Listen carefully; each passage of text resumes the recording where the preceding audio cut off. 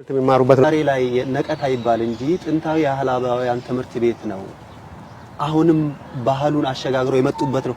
እስቲ ነቀታ በቀላል ቃል እንዴት ሊገለጽ ይችላል? አንዱ እሺ ነው በቀላል ነቀታ ያው ጥንታዊ ሀላቦች የራሳቸው ግዛት አላቸው።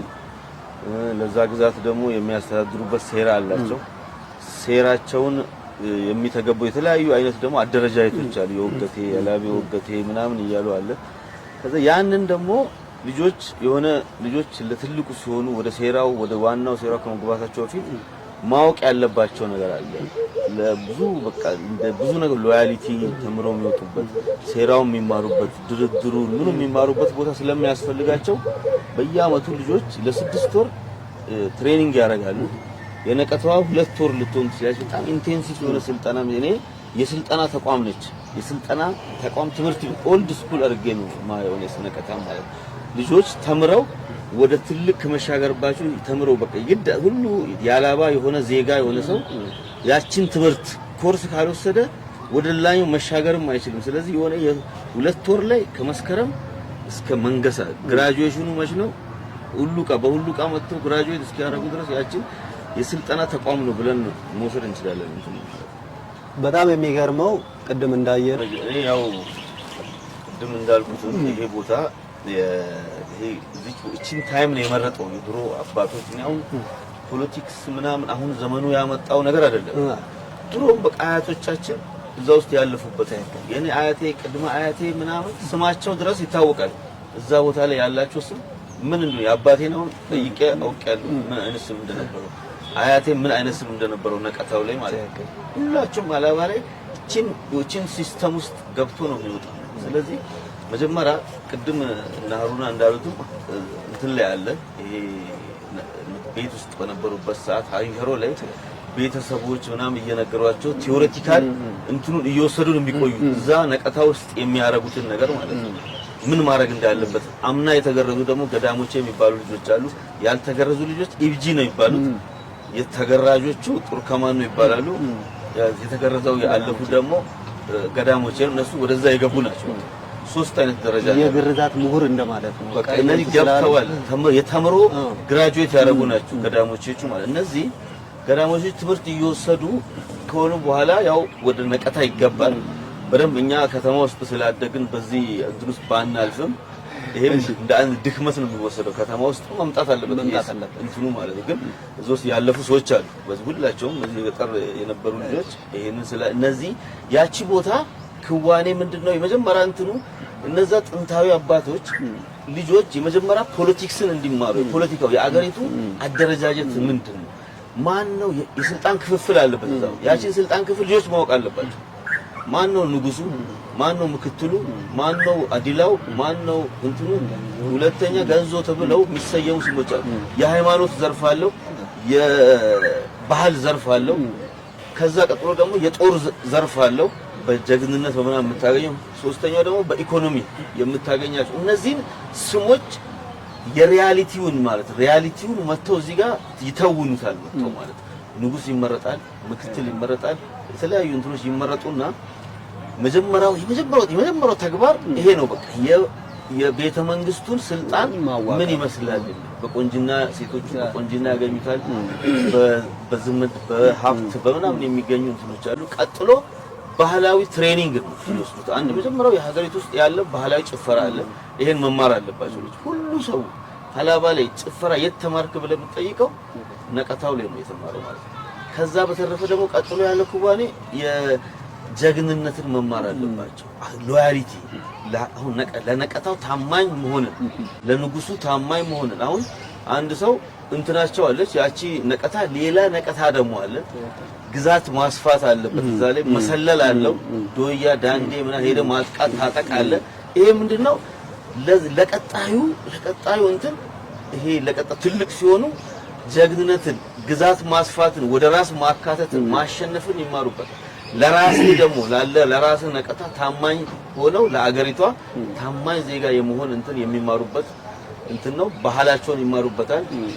ድርድሮችን ደግሞ ሄደው ከሌላ ነቀታ ዳራ ይባላል እዛ ከዳራው ጋር ሄደው ወይ አሸንፉና ድርድር አለበት፣ መሄድ አለ፣ ማጥቃት አለ፣ መደራደር አለ፣ ከዛ ህብረት መፍጠር አለበት። እነዚህ ነገሮች እየተማሩ 2 ወር ድረስ ይቆያሉ ማለት ነው። እንግዲህ ትክክለኛው ኤክስፒሪየንስ ያላቸው አሉ እንጂ ውስጥ እንዴት እናስቀጥ እንመጣለን። ካፍታ እንደኛ እኔ በደንብ መጥራት ያለበት ነገር አለ።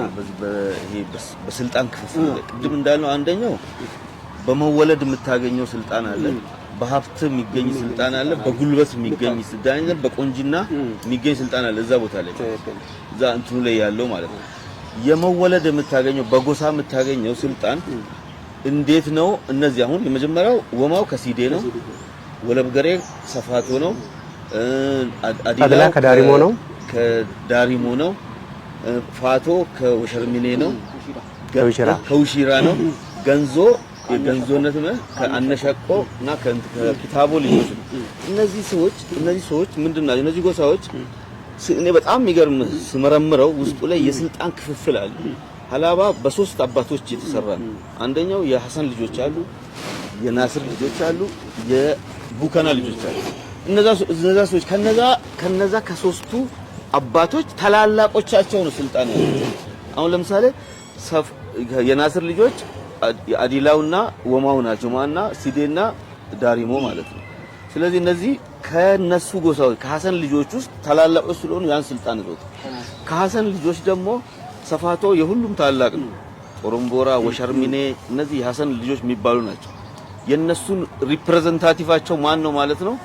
ሰፋቶ ሪፕሬዘንት አድርገ ሰፋቶና እንትንን የሚያገኙት ገንዞነትን የሚያገኘው የኪታቦ ልጆች 2 የኪታቦ ልጆች አሉ። እነዚህ ስልጣን ክፍፍልን ከልጅነት ጀምሮ ተከፋፍለው በጣም የሚገርም በሂስትሪ በሀላባ ታሪክ ላይ ትላልቅ ሌላ ሀላባ አንደኛው ትልቁ ኮንሴፕት ደግሞ በሀላባ ላይ ያለው ነገር አያና የሚባል ነገር አለ።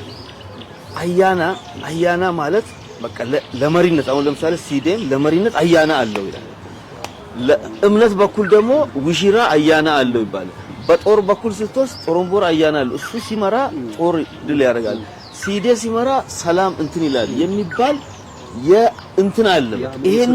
ይሄ ትርክት አለ በቃ ያ ደግሞ አንዳንድ ጊዜ ሪያሊቲ። ስለዚህ ትላልቅ የጦር አበጋዞች አሸንፈው አምጥተው በልጅነታቸው ከዛ ትምህርት ቤት ውስጥ የወጡ ስለሆነ እነዛ የጦር አበጋዞች አድገውም ሀገር መርተው ትልቅ ባሽ አንዳንድ ጊዜ የጦር አበጋዞች የበላይ የሚሆኑ ጊዜ አለ።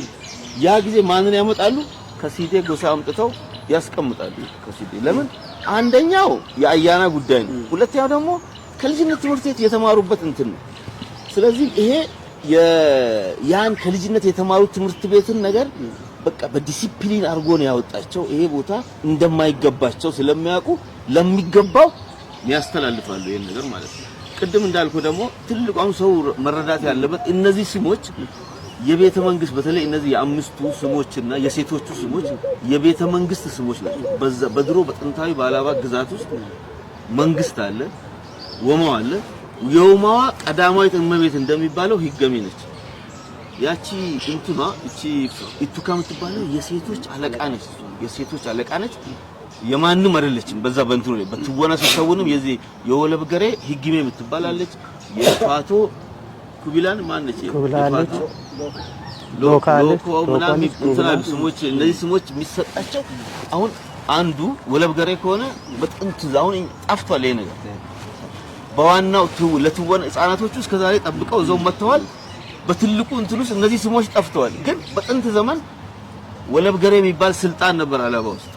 የዛ ምስቱ ማነች? ህግሜ ነች። የወማ የሚባል እንትን አለ፣ አሁንም አለ እሱ የወማው። ግን የወማ እንትኑ ማነው ስሙ ምን ትምል ማረግ ይሰጣታል። ኢየሱስም ህገሜ ተብላ ትሰጣለች ማለት ልክ ያቺ ደግሞ ልክ የንጉሱ እናት ትመስለኛለች። እኔ ደግሞ ኢቱካ በዛ አይነት ነው ያንን ሮል እየታወኑ ስልጣን ክፍፍ። ከዛ ሁለተኛው ደግሞ በአምሮ 5 ስራ አስፈጻሚዎች ናቸው አይደል? 5 ስራ አስፈጻሚዎች ናቸው። እሺ ከየራቶ አሁን ያለው የወይራ ዲጆ አስተባባሪ ስንት ነው? እዚህ ከነቀታው ስሞች ብዙ ስሞች አሉ። ሄለሞ የሚባለው ሮል እኔ በደንብ አሁን መታወቅ ያለበት ያልተለየ። እኔ ብዙ ጊዜ ጠይቅ ነበር ለምንድን ነው 4 አያቶች ያሉት ነው ይላል ክራይቴሪያው። ይሄ ነገር ለምንድን ነው ብዬ በጣት ምናምን ስጠይቅ 4 ኢንፎርሜሽን አለው ማለት ነው። የስልጣናው የትሬኒንጉ እንትን ነው የዛ ቦታ ላይ የነቀታው ለትሬኒንጉን የሚያሳልጥ እሱ ነው። ኮንትሮል የሚያደርግ ለምን ሴራውን ያውቃል። ከአራት የተሟላ ወስደዋል ነው በተሟላ ወስደዋል። አራታቶች አሉት ጠይቁ፣ አራታቶች ይነግሩታል። ስለዚህ እሱ ነው የሚያስኬደው፣ ስርዓቱን የሚያስኬደው እሱ ነው። ትግል ካለ የሚያታግለው እሱ ነው። የተበላሸ ሰዎቹ ትሬኒንግ ውስጥ እንዲገቡ ጭፈራ ማይጨፍረው እንዲጨፍር ያደርጋል። አሁን አንዳንዴ ተሳስተው ጸጥታ ምናምን ይሉታል። ጸጥታ አይደለም ትልስራት ተስከባለ ያ ነገር ትሬኒንጉን ለራሱ ትሬኒንጉን እንዴት ማካሄድ እንዳለበት ከራሳቸው ነው የፈጠረው ነው። የድሮ በጣም አሁን ቅድም እንዳለው ሀሩና ሊደነቁ ይገባ የሚለው ከዛው ፈጥሮለታል። የባህል ጉዳይ ልክ አሁን እኛ ላይ ባህልና እንትን እንደሚባለው ዘርፍ ነው። በቃ የሃይማኖት ዘርፍም ማለት ደግሞ እንትን በሃይማኖት የሚገኝ ፋቶ የሚባል አለ። ፋቶ ማለት የካቢኔ ውስጥ የሃይማኖት ዘርፍ ነው። ይሄ ደግሞ የባህል የሴራ ዘርፍ ነው። ሴራውን ለምን ኢንፎርሜሽን አለው። በቃ ከአራት በኩል እቺ ነው። ትክክል ነው።